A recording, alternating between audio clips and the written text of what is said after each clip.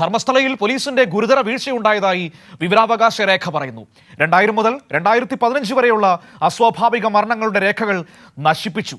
കാലഹരണപ്പെട്ട കേസ് രേഖകൾക്കൊപ്പം നശിപ്പിച്ചുവെന്നാണ് പോലീസിന്റെ മറുപടി.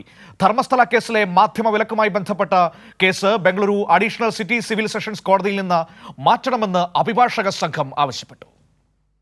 സാമൂഹ്യ പ്രവർത്തകനും ആക്ഷൻ കമ്മിറ്റിയിലെ അംഗവുമായ ജയന്ത് ടി വിവരാവകാശ നിയമപ്രകാരം നൽകിയ ചോദ്യത്തിന് ഉത്തരമായാണ് 2000 മുതൽ 2015 വരെയുള്ള അസ്വാഭാവിക മരണങ്ങളുടെ രേഖകൾ നശിപ്പിച്ചതായി ബെൽത്തങ്ങാടി പോലീസ് മറുപടി നൽകിയത്. 2024 സെപ്റ്റംബറിലാണ് ഈ വിവരം ആവശ്യപ്പെട്ട RTI അപേക്ഷ നൽകിയത്. 2002 മുതൽ 2012 വരെയുള്ള 10 വർഷത്തിനിടെ ധർമ്മസ്ഥലയിൽ 485 അസ്വാഭാവിക മരണങ്ങൾ രജിസ്റ്റർ ചെയ്തുവെന്നാണ് കണക്ക്. ഈ മരണങ്ങളുടെ FIR നമ്പറും ഡെത്ത് സർട്ടിഫിക്കറ്റും ചോദിച്ചപ്പോഴാണ് രേഖകൾ നശിപ്പിച്ചെന്ന മറുപടി നൽകിയത്. കാലഹരണപ്പെട്ട കേസ് രേഖകൾ നശിപ്പിക്കാവുന്നതാണെന്ന നിയമപ്രകാരം 2023 നവംബർ 23-ന് ഈ രേഖകൾ നശിപ്പിച്ചുവെന്നായിരുന്നു മറുപടി. ധർമ്മസ്ഥല കേസിലെ മാധ്യമവിലക്ക് ഹർജി പരിഗണിക്കുന്നത് Bengaluru additional city civil sessions കോടതി 10-ൽ നിന്ന് മാറ്റണമെന്നാവശ്യപ്പെട്ട അഭിഭാഷക സംഘം അപേക്ഷ നൽകി. ധർമ്മസ്ഥല വെളിപ്പെടുത്തലുമായി ബന്ധപ്പെട്ട് ഹർഷേന്ദ്രകുമാർ D നൽകിയ ഹർജി പരിഗണിച്ച ധർമ്മസ്ഥല ട്രസ്റ്റിന്റെ പേരോ ബന്ധപ്പെട്ടവരുടെ പേരുകളോ അപകീർത്തികരമായി ഉപയോഗിക്കരുതെന്ന് കാണിച്ച് ഉത്തരവിട്ട കോടതി മലയാള മാധ്യമങ്ങളും സമൂഹ മാധ്യമങ്ങളും ഉൾപ്പെടെ 338 പേർക്ക് നേരത്തെ നോട്ടീസ് അയച്ചിരുന്നു. ഇതിനു പുറമെ 8800-ലധികം വാർത്താ ലിങ്കുകൾ പിൻവലിക്കാനും ബാംഗ്ലൂർ സിറ്റി കോടതി ഉത്തരവിട്ടു.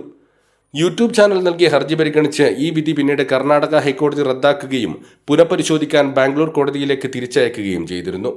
മാധ്യമവിലക്ക് വിധി പറഞ്ഞ Bengaluru additional city civil sessions കോടതി 10-ലെ ജഡ്ജ് B വിജയകുമാർ റായ് പഠിച്ചത് ട്രസ്റ്റിന് കീഴിലുള്ള മംഗളൂരുവിലെ SDM ലോ കോളേജിലാണെന്നും ട്രസ്റ്റിന്റെ കേസുകൾ കൈകാര്യം ചെയ്യുന്ന അഭിഭാഷകന്റെ ജൂനിയറായി പ്രവർത്തിച്ചിരുന്നുവെന്നും കോടതി മാറ്റം ആവശ്യപ്പെട്ടുകൊണ്ട് നൽകിയ അപേക്ഷയിൽ അഭിഭാഷകർ പറയുന്നു. സാക്ഷി ചൂണ്ടിക്കാണിച്ച സ്ഥലങ്ങളിൽ പരിശോധന അവസാന ഘട്ടത്തിലെത്തി നിൽക്കുമ്പോൾ ഗ്രൗണ്ട് പെനട്രേറ്റിംഗ് റഡാർ സംവിധാനം ഉപയോഗിച്ചും പരിശോധന നടത്തണമെന്ന് അഭിഭാഷക സംഘം ആവശ്യപ്പെട്ടു.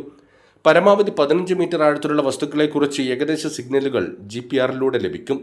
ധർമ്മസ്ഥലയിലെ വനപ്രദേശവും പുഴയുടെ തീരവും ഉൾപ്പെടെയുള്ള പ്രദേശങ്ങളിൽ GPR-കൾ ഉപയോഗിച്ചുള്ള പരിശോധന സാധ്യമാകുമോ എന്ന കാര്യം വിലയിരുത്തിക്കൊണ്ടിരിക്കുകയാണ് അന്വേഷണ സംഘം.